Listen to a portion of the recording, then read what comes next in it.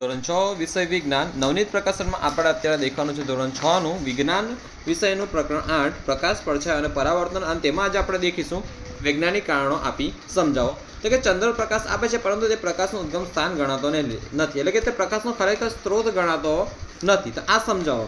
તો કે જે પદાર્થ પોતે પ્રકાશનું ઉત્સર્જન કરતો હોય, કે પોતે જ પોતાનો પ્રકાશ મતલબ કે ચમકતો હોય પોતે જાતે જ, તો તે પદાર્થને પ્રકાશનું ઉદ્ગમ સ્થાન કહેવાય. ચંદ્ર પોતે પ્રકાશનું ઉત્સર્જન કરતો નથી પરંતુ તેના પર પડતા કોના કિરણો? સૂર્યપ્રકાશના કિરણોને પાછા ફેંકે છે, જેના કારણે તે એટલે કે ચંદ્ર પ્રકાશિત દેખાય છે. તેથી ચંદ્ર પ્રકાશનું ઉદ્ગમ સ્થાન ગણાતો નથી. એટલે સિમ્પલ યાદ રાખવાનું કે ચંદ્ર પોતે પ્રકાશનું ઉત્સર્જન ના કરે પણ તેની પર કોના કિરણો પડે? સૂર્યપ્રકાશના, અને તેના કારણે કોણ પ્રકાશિત દેખાય? ચંદ્ર. તેથી ચંદ્ર પ્રકાશનું ઉદ્ગમ સ્થાન ગણાતો નથી. હવે આપણે દેખીશું અંધારા ઓરડામાંની વસ્તુ આપણે જોઈ શકતા નથી. આ વસ્તુ સમજાવો. કેમ જોઈ શકતા નથી? તો કે ધ્યાન નહીં. હવે અંધારો ઓરડો હોય તેમાં પ્રકાશ હોય ના, તેમાં એકદમ અંધારું એકદમ કાળું જોઈએ, બરાબર?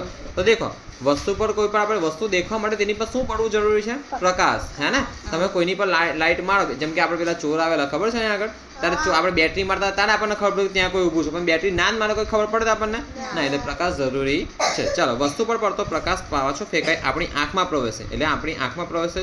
આપણે ત્યાં ગમે તેટલી લાઇટ હળગાય પણ આપણી આંખ જ બંધ હોય તો આપણી આંખમાં પ્રકાશ પ્રવેશે જ ના, તો તે વસ્તુ જોઈ શકાય. ને અંધારા ઓરડામાં પ્રકાશ હોતો નથી, તેથી વસ્તુ પર પ્રકાશ પડતો નથી અને વસ્તુ જોઈ શકાતી નથી. ચાલો, હવે ચશ્મા પહેરનાર વ્યક્તિ ઘણીવાર ચશ્માના કાચ લૂંટતી હોય છે, તો આ સમજાવો. જેમ કે અત્યારે આપણે મોબાઈલનો જે કેમેરો છે તે પોઝ કરીને એને ચોખ્ખો કરી દે, ક્લીન કરે છે. કેમ? તો કંઈ ઝાંખું ના દેખાય એટલા માટે, બરાબર?